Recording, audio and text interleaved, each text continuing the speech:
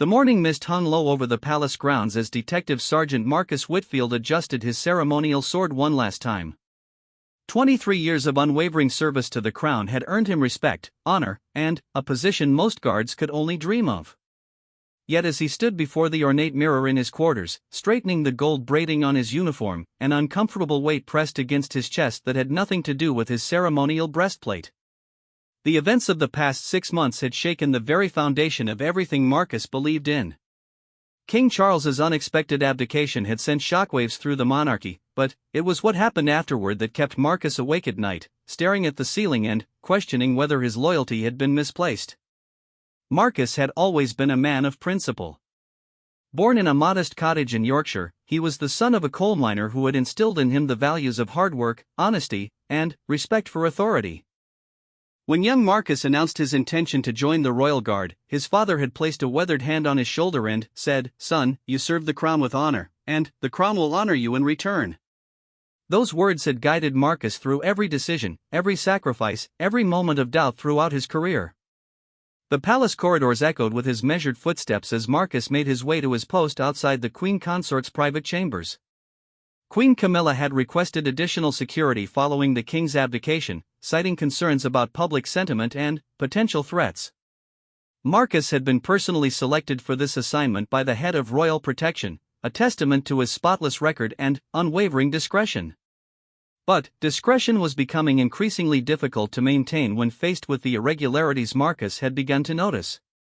It started small, unusual meetings at odd hours, hushed conversations that ceased abruptly when he approached, and financial documents left carelessly on desks that he couldn't help but glimpse during his rounds. The first red flag had appeared 3 weeks after the abdication ceremony. Marcus was conducting his evening security sweep when he noticed Queen Camilla's private secretary, Mrs. Helena Ashworth, leaving the Royal Treasury office well past midnight. She carried a leather briefcase and moved with the urgency of someone who didn't want to be seen. When their eyes met in the dimly lit corridor, her usual warm smile was replaced by a look of startled panic. "Good evening, Your Majesty's staff," Marcus had said formally, as protocol demanded. Mrs. Ashworth had fumbled with her briefcase, nearly dropping it in her haste. "Oh, Sergeant Whitfield. I was just collecting some documents for Her Majesty's review. Financial matters require such attention to detail, you understand." Marcus had nodded respectfully, but something in her tone had struck him as off. In all his years of service, he had never seen Mrs. Ashworth work so late, especially not in the Treasury offices. Her domain was correspondence and scheduling, not financial affairs. The second incident occurred during what should have been a routine morning briefing. Marcus was stationed outside the Queen Consort's study when raised voices filtered through the heavy oak door. Queen Camilla's voice, normally composed and measured, carried an edge of frustration that made Marcus unconsciously lean closer. "The transfers must be completed before the audit," she was saying to someone Marcus couldn't identify. "We cannot afford any delays, Helena. The timeline is critical." "But, Your Majesty," came Mrs. Ashworth's reply, "the documentation requirements find a way around them," Queen Camilla interrupted sharply. "We have loyal friends in the Financial Oversight Committee. Use those connections." Marcus had quickly stepped away from the door when he heard footsteps approaching. Mrs. Ashworth emerged moments later, her face flushed and her hands trembling slightly as she clutched a manila folder to her chest. She barely acknowledged Marcus's respectful nod as she hurried down the corridor. That evening, Marcus found himself walking the palace gardens, trying to make sense of what he had overheard. Financial transfers, audit timelines, documentation issues, none of it sounded like the routine administrative matters that typically occupied the Queen Consort's attention. His training had taught him to observe and report, but report to whom when the suspicious activity seemed to originate from the very top of the hierarchy he served? The third and most troubling incident had occurred just 1 week ago. Marcus was escorting Queen Camilla to a meeting with the palace's chief financial officer when she suddenly stopped in the corridor and turned to him with an expression he had never seen before, calculating and cold. "Sergeant Whitfield," she said, her voice carrying an authority that seemed to demand absolute obedience, "I trust that your years of service have taught you the paramount importance of discretion." "Absolutely, Your Majesty," Marcus replied automatically, though confusion must have shown on his face. Good, she continued, studying his expression carefully. Because there are times when the stability of the monarchy requires creative solutions to complex problems. Loyal servants understand that sometimes the greater good requires flexibility in how we interpret regulations and procedures. Marcus felt a chill run down his spine. In 23 years of service, no member of the royal family had ever spoken to him in such terms. The implication was clear: his silence and compliance were not just expected but demanded. "I serve at your Majesty's pleasure," he had responded, the words tasting bitter in his mouth. Queen Camilla had smiled then, but it didn't reach her eyes. "Indeed you do, Sergeant. Indeed you do." Now, as Marcus stood at his post in the early morning light, he replayed that conversation over and over in his mind. The weight of his father's words about honor and service seemed to crush against the growing certainty that something deeply wrong was happening under his watch. The sound of approaching footsteps broke through his reverie. Mrs. Ashworth appeared at the end of the corridor, moving with her characteristic urgency. But, this time, she wasn't alone. Walking beside her was a man Marcus didn't recognize, tall, well-dressed, carrying an expensive briefcase and wearing the confident air of someone accustomed to moving in powerful circles. As they drew closer, Marcus could hear fragments of their conversation. "The final transfer needs to be completed by Friday," the stranger was saying. "My clients are growing impatient with the delays. Her Majesty assures me that everything will be finalized on schedule," Mrs. Ashworth replied, though her voice carried a note of uncertainty. "The documentation has been prepared according to specifications." They paused just outside Queen Camilla's chambers, and Marcus found himself inadvertently eavesdropping as Mrs. Ashworth knocked softly on the door. "Enter," came Queen Camilla's voice from within. As the door opened, Marcus caught a glimpse of the Queen Consort seated behind an antique desk covered with financial documents. Bank statements, transfer authorizations, and what appeared to be offshore account information were spread across the mahogany surface like pieces of an elaborate puzzle. "Ah, Mr. Davidson," Queen Camilla said to the stranger, rising to greet him with a warmth that seemed forced. "I trust the arrangements are proceeding smoothly?" "Indeed, Your Majesty. Though I must stress the importance of discretion in these final stages. My firm's reputation depends on absolute confidentiality." "Of course," Queen Camilla replied. "Sergeant Whitfield here understands the critical importance of discretion." "Don't you, Sergeant?" Marcus felt all eyes turn toward him, and, for a moment, he was paralyzed by the weight of their expectation. The Queen Consort's gaze held a warning, Mrs. Ashworth looked nervous, and the stranger, Mr. Davidson, studied him with the analytical eye of someone assessing a potential threat. "Yes, Your Majesty," Marcus managed to say, his training overriding his discomfort. "Excellent," Queen Camilla said, her smile returning. "Then, we can proceed without concern." The door closed, leaving Marcus alone in the corridor with his thoughts and a growing sense of dread. Whatever was happening behind that door, it involved significant amounts of money, required careful timing, and demanded absolute secrecy. The pieces of a puzzle he didn't want to solve were beginning to fall into place. Over the following days, Marcus found himself paying closer attention to the patterns of activity around Queen Camilla's chambers. Late-night meetings became more frequent, always involving Mrs. Ashworth and, occasionally including other unfamiliar faces: lawyers, accountants, and what appeared to be financial advisors. Each meeting ended with urgent phone calls and hushed conversations about finalizing arrangements and securing transfers. The breakthrough came quite by accident. While conducting a routine security check, Marcus discovered a document that had apparently fallen from Mrs. Ashworth's briefcase and slid under a corridor table. It was a bank transfer authorization form, partially completed, showing an amount that made Marcus's blood run cold: £2.8 million. The funds were being moved from an account listed as Royal Household Emergency Reserve to a series of offshore accounts in the Cayman Islands. The authorization bore Queen Camilla's signature and was dated just 3 days after King Charles's abdication. Marcus stared at the document, his hands trembling slightly as the implications sank in. The Royal Household Emergency Reserve was exactly what it sounded like: funds set aside for genuine emergencies affecting the monarchy's stability. It was not money to be moved offshore for personal gain.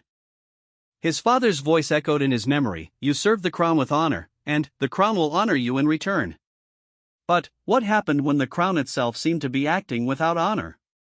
That night, Marcus lay in his narrow bed in the staff quarters, staring at the ceiling and wrestling with the most difficult decision of his life.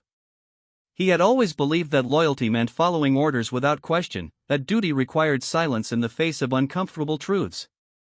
But the document hidden in his uniform pocket represented something far beyond uncomfortable. It was evidence of what appeared to be systematic theft from the royal treasury. The weight of his oath of service pressed against his conscience like a physical burden. He had sworn to protect the crown, but which crown? The institution he had served faithfully for over 2 decades, or the individuals currently occupying positions of power within it? As dawn approached, Marcus made his decision. He would document everything he had observed, gather whatever additional evidence he could safely obtain, and then face the most terrifying prospect of his career: he would challenge the very people he had sworn to serve. The irony was not lost on him that in order to truly serve the crown, he might have to betray those who wore it. Marcus rose with the sun, dressed in his uniform with extra care, and prepared to begin the most dangerous investigation of his life. He had no idea that by evening, his entire world would be turned upside down, and that the comfortable certainty of his loyalty would be replaced by a complex web of moral ambiguity that would test every principle he held dear.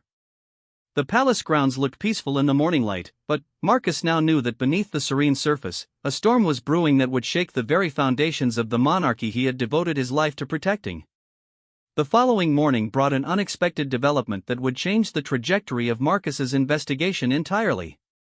As he took his position outside Queen Camilla's chambers, he noticed an unusual flurry of activity. Palace staff members he had never seen before were moving through the corridors with purpose, carrying boxes of documents and speaking in hushed, urgent tones. Mrs. Ashworth appeared more frazzled than Marcus had ever seen her.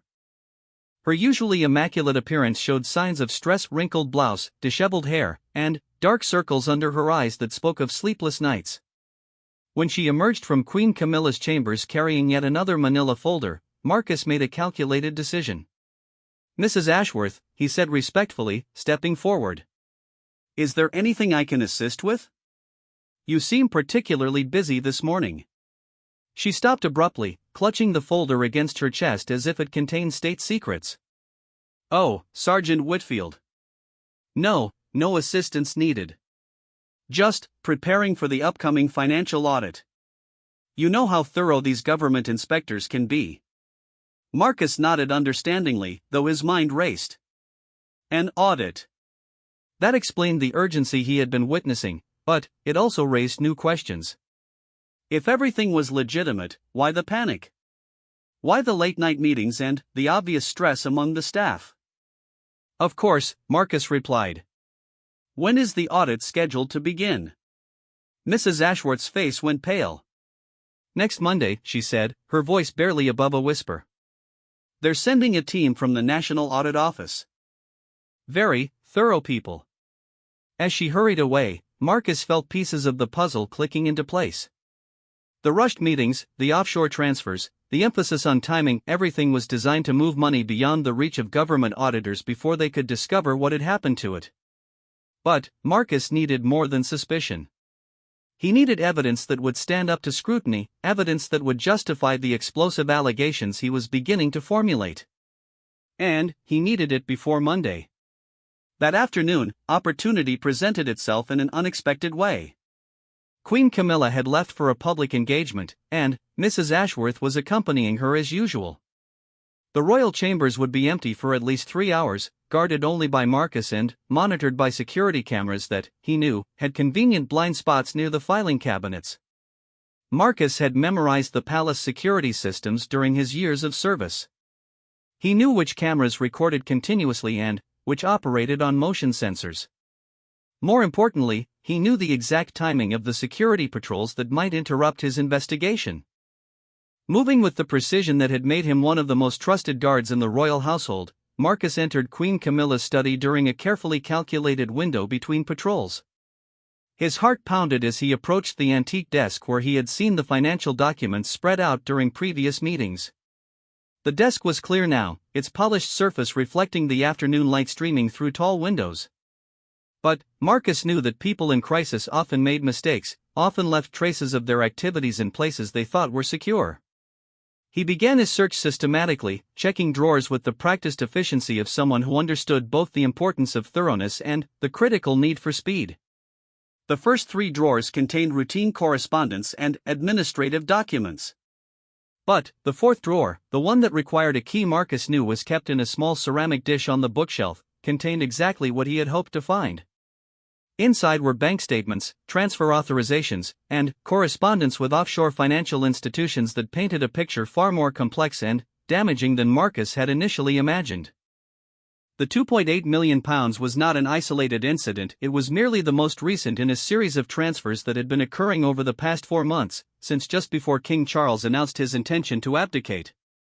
The documents revealed a systematic pattern of moving funds from various royal accounts into a network of offshore holdings. Some transfers were disguised as charitable donations to organizations that, upon closer inspection, appeared to exist only on paper. Others were listed as consulting fees paid to companies registered in tax havens with deliberately obscure ownership structures.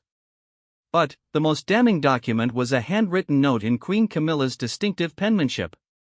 It was addressed to someone identified only as RD and contained instructions that made Marcus's hands shake as he photographed it with his personal mobile phone. RD, the timeline is critical.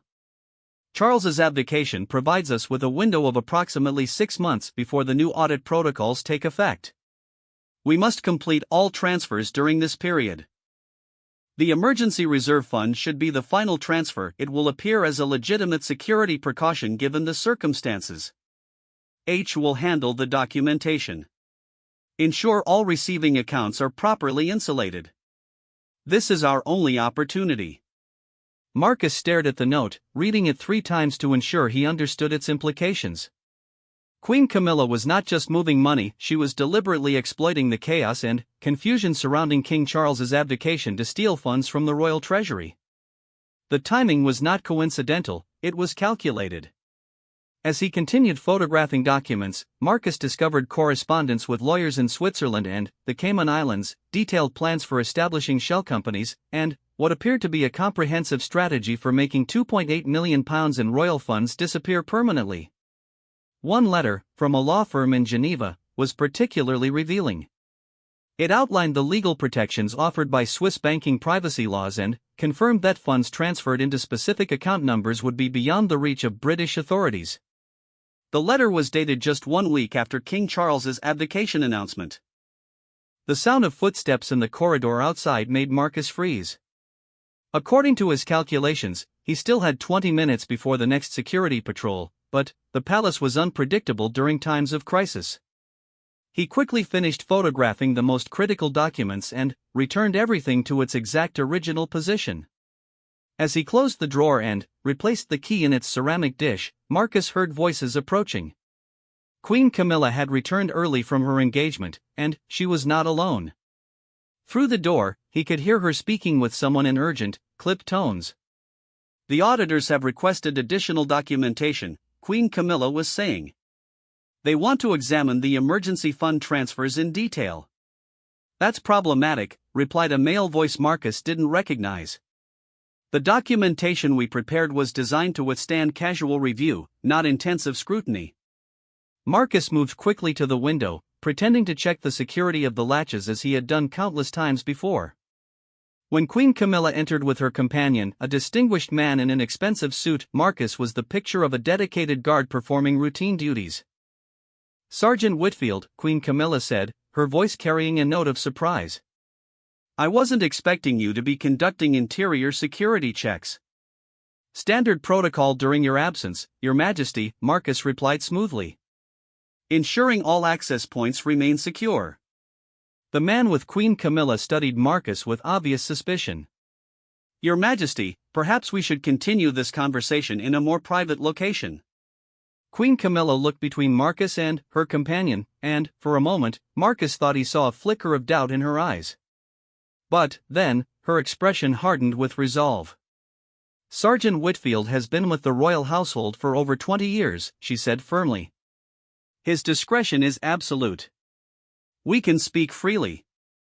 The stranger didn't look convinced, but he nodded reluctantly.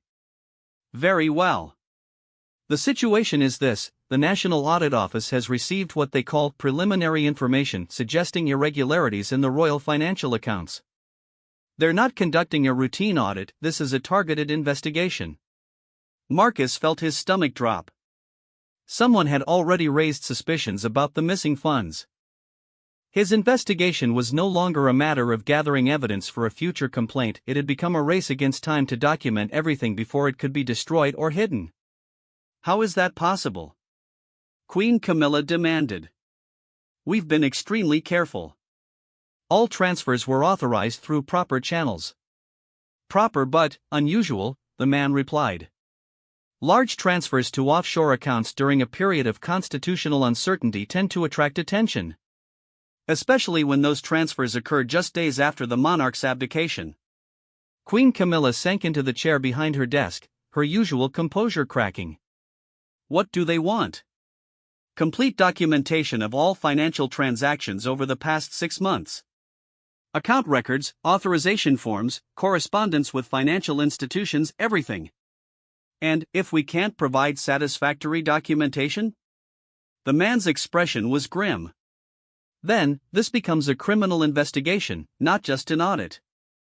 Your Majesty, we need to discuss damage control immediately. Marcus continued his pretense of checking window security, but his mind was racing. The auditors already suspected something, which meant his evidence might be the final piece they needed to build a case.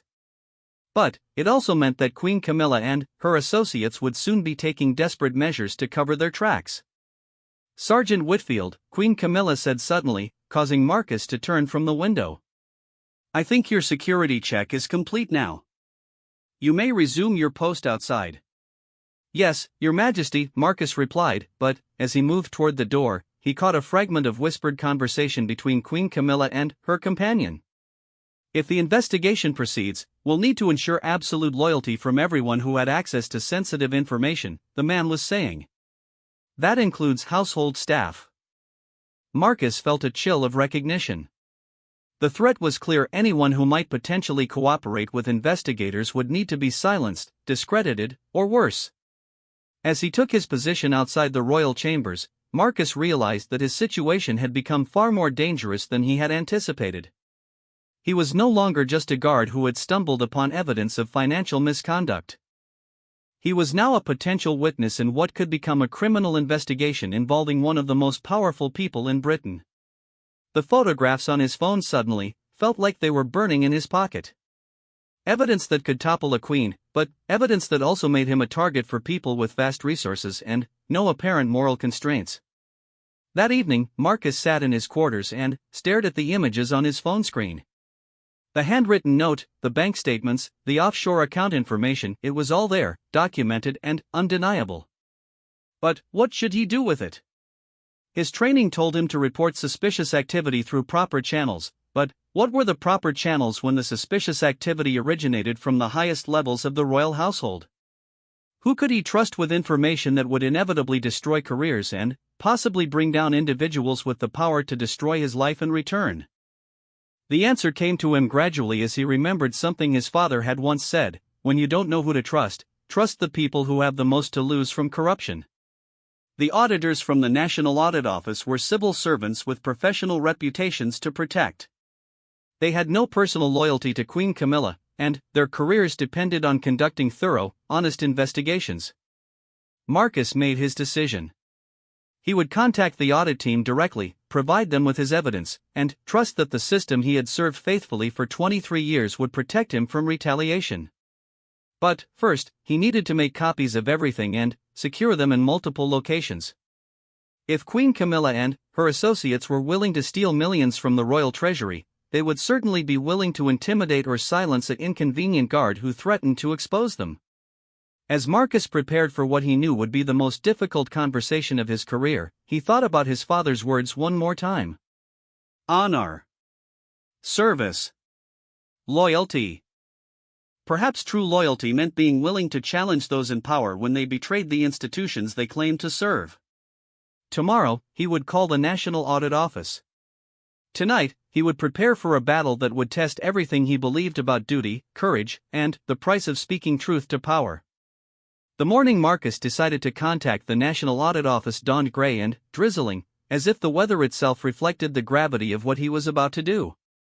He had spent the night making copies of his photographic evidence, storing them in multiple secure locations, and composing the most important letter of his life. At precisely 9 a.m., from a secure phone in the Palace Communications Center, Marcus dialed the number he had memorized, the direct line to the National Audit Office's Fraud Investigation Unit. NAO Investigations, Inspector Sarah Chen speaking. Marcus took a deep breath. Inspector Chen, my name is Detective Sergeant Marcus Whitfield.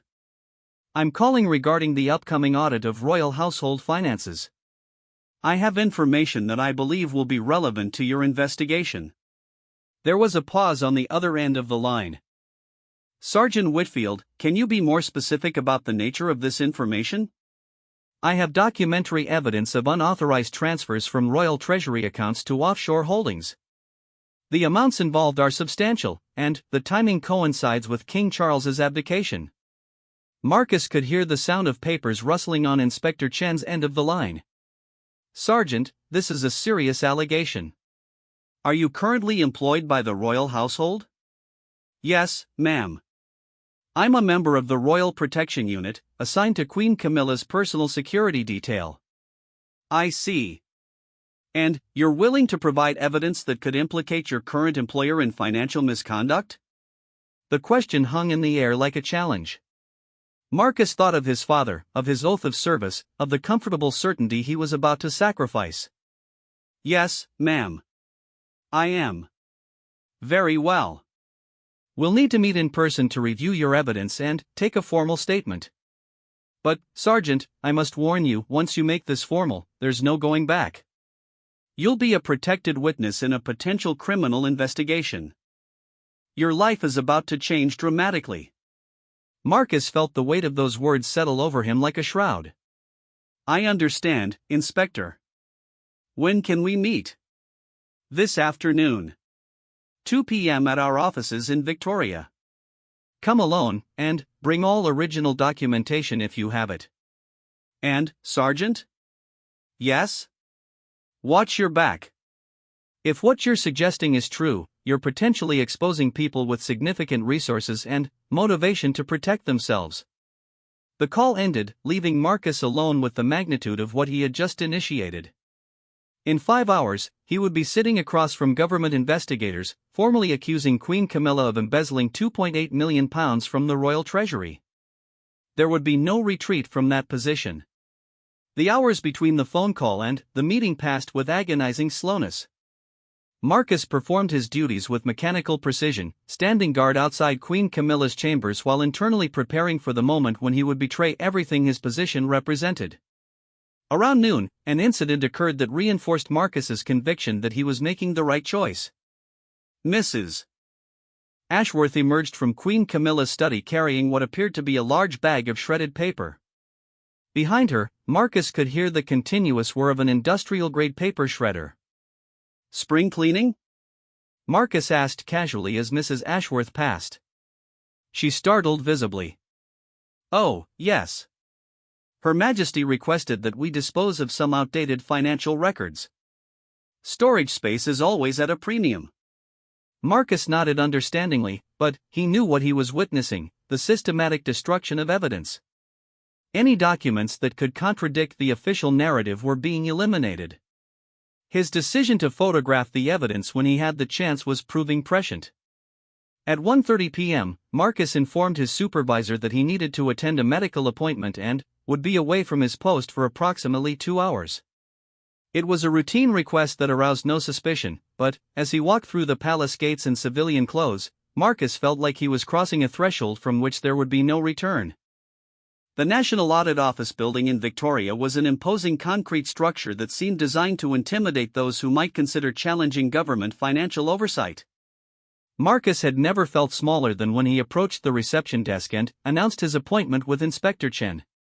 Inspector Sarah Chen turned out to be a woman in her early 40s with sharp eyes and the manner of someone who had spent years unraveling complex financial crimes. She met Marcus in a secure conference room lined with legal textbooks and equipped with recording devices. Sergeant Whitfield, she said, offering her hand. Thank you for coming forward. Before we begin, I need to explain the process and your rights. For the next hour, Inspector Chen walked Marcus through the legal protections available to whistleblowers, the potential consequences of making false accusations, and the procedures that would govern the investigation. Marcus signed multiple documents acknowledging his understanding and formally requesting protection under whistleblower legislation. Now, Inspector Chen said, activating a digital recorder, please tell me everything you observed, beginning with when you first became suspicious of irregularities. Marcus began with his first sighting of Mrs. Ashworth leaving the Treasury offices at midnight, then methodically described each incident that had increased his suspicions. Inspector Chen listened without interruption, occasionally making notes but never revealing her reactions to what she was hearing. When Marcus reached the part about discovering the transfer authorization document, Inspector Chen leaned forward slightly. You said you photographed this document. Do you have those photographs with you? Marcus removed his phone and showed Inspector Chen the images he had captured. Her expression remained professionally neutral, but Marcus noticed her breathing quicken slightly as she reviewed the evidence. Sergeant, these photographs show what appears to be documentation of systematic financial fraud involving millions of pounds. Are you absolutely certain of their authenticity? Yes, ma'am. I photographed them myself, in Queen Camilla's private study, from documents in her personal desk. Inspector Chen made several more notes. And you mentioned observing meetings with unknown individuals. Can you describe these people in detail? Marcus provided descriptions of Mr. Davidson and the other individuals he had seen entering Queen Camilla's chambers for clandestine meetings. Inspector Chen showed him photographs from a database, and Marcus was able to identify two of the men as known associates of offshore banking firms. Excellent, Inspector Chen said. This corroborates intelligence we've received from other sources.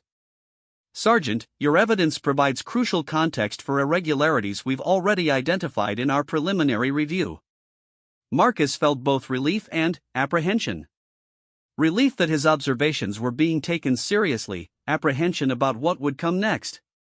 What happens now? He asked. Now we conduct a formal investigation. We'll examine all Royal financial records, interview relevant personnel, and trace the movement of funds through offshore accounts. Your evidence provides us with specific targets for our inquiry. And Queen Camilla? Inspector Chen's expression grew serious. If our investigation confirms your allegations, Queen Camilla will face criminal charges for embezzlement, money laundering, and conspiracy to defraud the crown. The amounts involved make this a very serious felony. Marcus felt a strange mixture of vindication and sorrow. Vindication that his suspicions were being validated, sorrow that a person he had sworn to protect was apparently guilty of betraying the institution they both served. Sergeant, Inspector Chen continued, I need to discuss your safety. People facing criminal charges involving this amount of money sometimes take desperate measures to protect themselves. We're going to provide you with a secure communication device and emergency contact procedures. She handed Marcus a small mobile phone. This connects directly to our protection unit. If you feel threatened or observe any unusual activity, call immediately. As the meeting concluded, Inspector Chen shook Marcus's hand and looked him directly in the eye. What you've done today takes considerable courage. Not many people are willing to challenge powerful individuals to protect institutional integrity. Marcus nodded, but he didn't feel courageous. He felt terrified and uncertain and profoundly alone. The journey back to the palace was surreal. Marcus felt like he was returning to enemy territory, surrounded by people who would soon view him as a traitor to everything they held sacred. His uniform, which had always been a source of pride, now felt like a costume he was wearing to deceive his colleagues. When he resumed his post outside Queen Camilla's chambers, Marcus noticed that the atmosphere had changed. Mrs. Ashworth avoided making eye contact, Queen Camilla seemed more tense and watchful than usual, and several staff members he had known for years greeted him with unusual formality. That evening, as Marcus prepared for bed, he noticed a black sedan parked across from the palace staff quarters. The car had been there when he returned from his meeting with Inspector Chen, and it remained motionless with its engine running and windows tinted dark enough to obscure its occupants. Marcus called the emergency number Inspector Chen had provided. Protection Unit. This is Sergeant Whitfield. There's a vehicle that's been conducting surveillance on the staff quarters. Black sedan, license plate beginning with R7. Understood. We have units in the area. Continue your normal routine, but remain vigilant. As Marcus hung up, he realized that Inspector Chen's warnings about retaliation were not theoretical concerns. Someone already knew about his meeting with the auditors, and they were taking measures to monitor his activities. The next morning brought confirmation that the investigation was moving forward rapidly. Marcus overheard Queen Camilla speaking urgently with someone on the phone about accelerating the timeline and implementing contingency procedures. But the most chilling moment came when Queen Camilla summoned Marcus for a private conversation in her study. As he entered the room where he had gathered the evidence that would potentially destroy her, Marcus felt like he was walking into the lion's den. "Sergeant Whitfield," Queen Camilla said, her voice carrying a tone Marcus had never heard before, cold, calculating, and threatening. "I've been reflecting on our recent conversations about loyalty and discretion." Marcus stood at attention. "Yes, Your Majesty. Loyalty is tested during difficult times. True servants of the crown understand that sometimes they must make personal sacrifices to protect the greater good." She walked to the window and gazed out at the palace grounds. "I would hate to think that anyone in my personal protection detail might be confused about where their loyalties lie, especially during this sensitive period with the upcoming audit." Marcus felt the threat underlying her words. "My loyalty has always been to the crown, Your Majesty." Queen Camilla turned to face him, her eyes hard as flint. "Good. Because disloyalty during times of crisis can have consequences. Not just for the disloyal individual, but for their family, their future, their reputation." Marcus thought of his aging parents in Yorkshire, of his modest pension that represented his only security after retirement, of the career he had built through decades of faithful service. "I understand perfectly, Your Majesty." "I'm certain you do," Queen Camilla replied, her smile never reaching her eyes. "Now, I believe you have duties to attend to." As Marcus left the study, he understood that the battle lines had been drawn. Queen Camilla knew or suspected that he had provided information to the auditors, and she was prepared to use every weapon at her disposal to protect herself. But Marcus also knew that he had already crossed the Rubicon. There was no path back to his previous life of comfortable certainty and unquestioned loyalty. His evidence was now part of an official investigation, and his only choice was to see it through to whatever conclusion awaited. That night, Marcus wrote a letter to his parents, explaining in careful terms that his work might require him to take some difficult positions in the coming weeks. He didn't tell them about the investigation or the threats, but he wanted them to be prepared for whatever consequences might follow. As he sealed the envelope, Marcus realized that he had fundamentally changed from the man who had stood before the mirror just days earlier, adjusting his ceremonial sword and taking pride in